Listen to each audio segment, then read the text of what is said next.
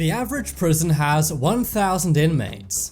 But that is not the case for Spandau Prison in Berlin, Germany. In fact, for many years, this prison housed only one inmate, Rudolf Hess. But who was this guy? What did he do? And why did the prison only hold one person? I'm Charlie, and today we're going to look at the prison with only one inmate. But before we get locked up, why not subscribe and press the notification bell too? So, who was this prisoner? Well, the guy is named Rudolf Hess, and he was deputy leader of Nazi Germany. In fact, many said from the years 1934 to 1941, he was Germany's second most powerful man. He was a pilot for Germany as well as an infantryman. He was there from the very beginning and was part of every bad thing they did. This included the terrible persecution of various groups of people. And he was also one of the main architects for expansion, which led to WW2. So if this guy was so powerful, how was he captured? Well, on May 10th, 1941, he was flying an airplane over Britain. That was when his twin-engine German plane failed and fell out of the sky. The airplane crashed on Scottish land and he ejected using a parachute. He was obviously quickly apprehended by the authorities and he said he was coming in peace. Really though, no one's sure exactly why he was flying over the UK. Was it really for peaceful reasons? Unlikely. Anyway, he was imprisoned until WW2 ended in 1945. After that, he was taken back to Germany for the Nuremberg trials. After that, he was quickly transferred to Luxembourg, which is where the trials were carried out. During these trials, he was sentenced to life in prison as he was so responsible. He was then transferred to Spandau Prison in West Berlin. Spandau Prison was made for 7 inmates, including Hess. Top cronies of Hitler were his cellmates, and there were 6 of those cellmates. That's right, only Hess actually got a life sentence. Everyone else just got a few decades. So as all of these people left, Hess quickly became the only prisoner in this prison. The prison area they used was made for those 7 people, but the entire prison was actually built for 600 inmates. When the rest of the inmates left, they opened up the entire prison. This meant Hess could walk around the entire place, but only he was in the prison. Spandau Prison was guarded by 4 countries who took it in turns, and these were the winners of the war. The winners of the war being those countries that signed the Joint Powers Agreement. These countries were Britain, the USA, the Soviet Union, and France. During this time, Germany and Berlin were also split up among these 4 countries. Every month, a new country's guards would take over control of guarding the prison. Each time a new country took over, there would be a ceremony, meaning a new ceremony happened every month.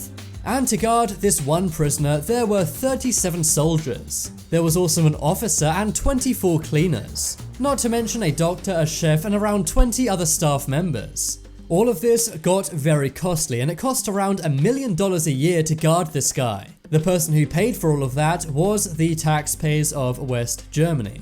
So you're probably wondering, why was this guy the only inmate in a gigantic prison for 20 years? Why didn't they just move him to a normal prison? Well, that is what the USA, Britain, and France wanted to do. But every time they suggested this, the Soviets said no. This was because Spandau Prison was in West Germany. After 1945, Germany was split in 2. The Soviet Union got East Germany, and France, Britain, and the USA got West Germany. Thus, Spandau Prison gave the KGB and the Soviet Union access to West Germany when they wanted it. So if they closed down this prison, they would no longer have this access, which would not be good for them. But what was Hess's life like behind bars? Well, he was kept in pretty good health. All of the guards would call him prisoner number 7, despite the fact he was the only person in the prison. He was able to walk around the entire prison, which could hold over 600 people. And he filled his time up by gardening, reading books, and watching movies. And believe it or not, this guy actually kept to a daily routine behind bars. For 40 years, he would live the exact same day over and over and over again, just like Groundhog Day. He would wake up at 6:45. At 7:45, he would eat breakfast. He would then walk around the prison's garden 30 times. At 10:30, he would eat lunch. At 11:45, he would then walk around in the garden. At 5 p.m, he would eat dinner, and then he would go to bed at 10 p.m.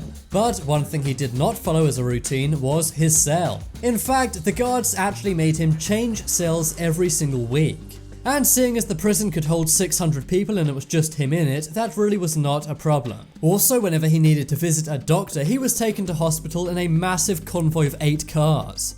Then at the hospital, an entire wing was closed off for him to be treated. But on August 17th, 1987, something very odd happened to Hess. He was found in the summer house of the prison's garden, not alive. They realized he'd wrapped a lamp cord around his neck and then taken himself out. At the time, he was 93 years old though, and many said he wouldn't have the strength to do that. His family also said, why would he spend 40 years behind bars just to end it all there? The British guards said he took his own life. But many historians and Hess's family do dispute this. Instead, they said that the British guards somehow took Hess's life. Immediately after this happened, the British destroyed Spandau Prison, and they then turned it into a parking lot for a store.